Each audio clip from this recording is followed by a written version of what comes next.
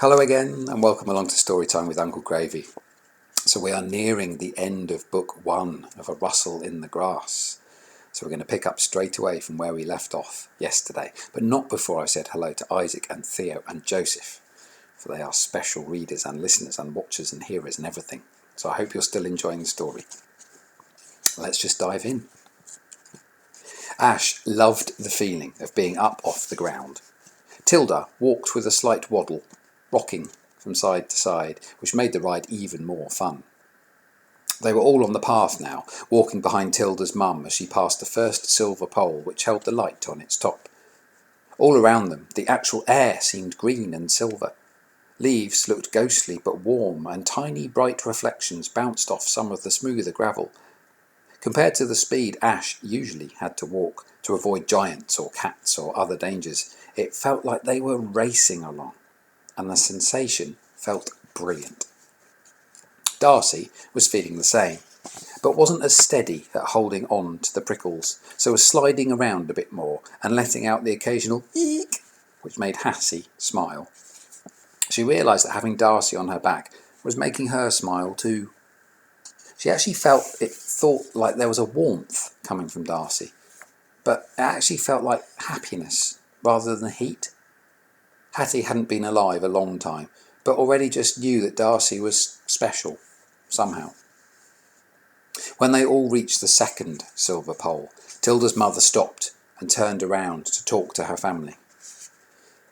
Right, this is where we must all be very careful. It looks like there is a gap at the end of the path, I think. You can follow me as far as you want to, but you must let me go through first. I will call out to let you know it is safe to follow, okay? Tilda, Hattie and Hazel now all made a special hedgehoggy sound, which neither Ash or Darcy could understand, but felt to them like it was an agreement. They did not have to wait long to find out, as after a few seconds they all set off again towards the last of the poles. The light around it was just as strong as it was near the other two, but just after it lay an almost black-looking door or hole where green light was cut off, and another land seemed to be waiting. Waiting is the hardest part, isn't it, Jake? Sighed Holly. She was getting tired now, and Jake was too, so they were shuffling around and trying to get comfortable, but both knew that the most comfortable position would actually be lying down with a favourite pillow and something soft. It kind of is, Holly, whispered Jake, but it's also the good bit. I mean, if we see hedgehogs tonight, we know we will have waited for a month after the hole was cut, then waited all day for the camp out, then waited all night until we see them. The waits have got shorter, really, and this is the last one, so if we hear or see something tonight, we can tell everyone at school that the project has worked, and I reckon our parents will be well impressed. Holly felt happier now. Jake had explained things in a logical way, as he often did, and it helped to ease the boredom. She felt proud of what they had done and how she had planned the project. All she wanted now was a good result.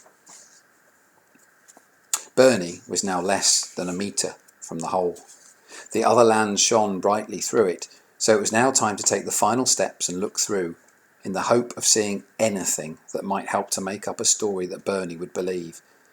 After rustling through grasses and covering the last distance, Chris very carefully sniffed the air, then poked an eye round the edge of the gap. And that is when the story which Chris needed started to write itself. Tilda's mother looked straight at Chris, whose eyes grew to a size they had never been before, and some light bounced off of them. Straight away she looked over her back where her hoglets were following and called out to them, not seeing them clearly yet, but assuming that Ash or Darcy had got off and run ahead. I told you all to stay together.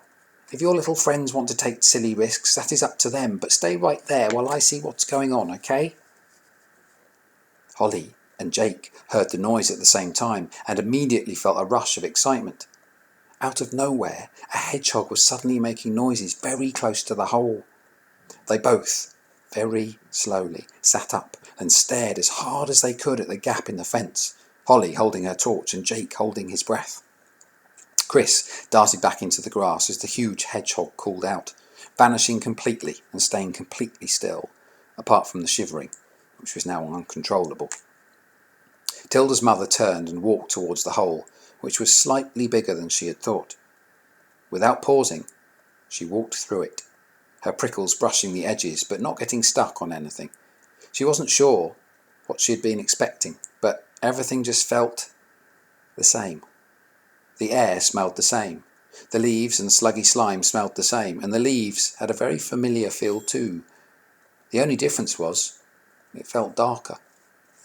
She decided that this was a very good thing, and she also decided that she would explore this new land a bit more, as it felt like home, but bigger, and it also felt safe. All she had to do now was to keep her promise and let her children and their strange friends come through too, if the tiny friends hadn't already gone through anyway. She turned around and called out to the hoglets, "Tilda, Hattie, Hazel, it's safe. You can come through when you are ready."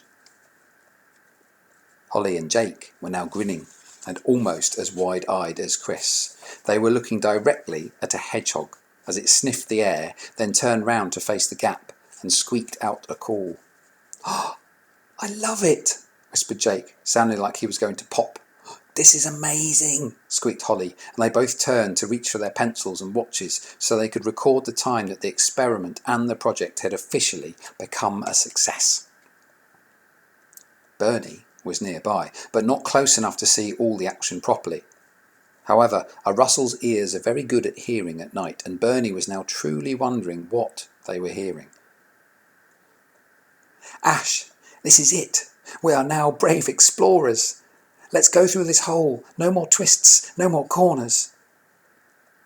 Bernie's head was suddenly full and dizzy. This was the voice from the dreams, but this wasn't a dream. This was the voice which sounded like Ash, but wasn't Ash. It was close, and it was getting closer, and it was talking to Ash? Tilda was the first hoglet to smell her mum nearby and go through the hole.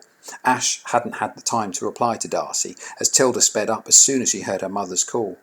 Hattie followed next, then Hazel wriggled through. Bernie was now moving as quickly as possible towards the hole. Whatever Chris had seen the previous night and whatever story there was waiting, it surely had to have something to do with what was happening now. Bernie now knew that answers were arriving, and they were arriving fast. Chris was still hidden in the grasses on one side of the hole, shocked at the size of the hedgehog and stunned by the noises and voices that were raining down. Bernie reached the other side of the hole and looked across, picking out Chris's eyes in an instant. They were now wide open, but were getting wider. Ash let go of the prickles and fell to the ground as soon as Tilda had crawled through the hole.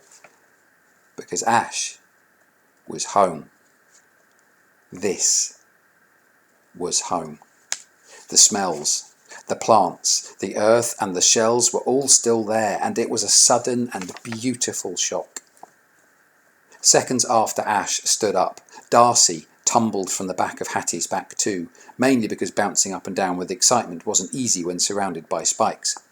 After a quick brush, Darcy leapt towards where Ash was standing, but there were still more shocks to come. The badger had seen Tilda's mum come through the hole and now ran towards her, wanting to try and solve the prickly puzzle again. She let out a loud squeal, telling her hoglets to run and hide. As they clambered to the front of the tent again, Holly and Jake just caught a glimpse of a tiny hedgehog disappearing back through the green gap. But both of them were amazed to see a young badger sniff at the hole and almost get its head stuck, before turning round and sloping off into the night. "Oh, wow!" called out Holly, losing control of her voice now. "It must have babies too. This is better than I'd hoped for, Jake. We've made a route for a family to visit us." "Badger. Tick," beamed Jake, writing in his book with a smile that looked as though it would never fade. He flopped back into the tent on his back, looked up at the moonlit sky and let out a huge sigh of satisfaction. Holly, though, decided to carry on looking at the hole for just a moment more, in case any other creatures came back. And that's today's pause. which means we are now one chapter and it will end tomorrow with a slightly longer edition, because that's how it works sometimes. I hope you're all enjoying the story, and I would ask today, before we get to the end of this book, if you've had any thoughts about the characters or their names, or maybe what's missing from the story. Some of you may have spotted the way it's written in a certain style. There are certain words that are missing, and it's left to you to work out what's going on sometimes. But do feel free to leave any comments or any suggestions, any things you like, any things you don't like so much. I'd love to get your feedback. And I hope you're very, very well today. I hope you're smiling. I hope you had a very nice day. And I will catch up with you tomorrow. We will finish this book together. Stay well, stay happy, and I'll see you soon.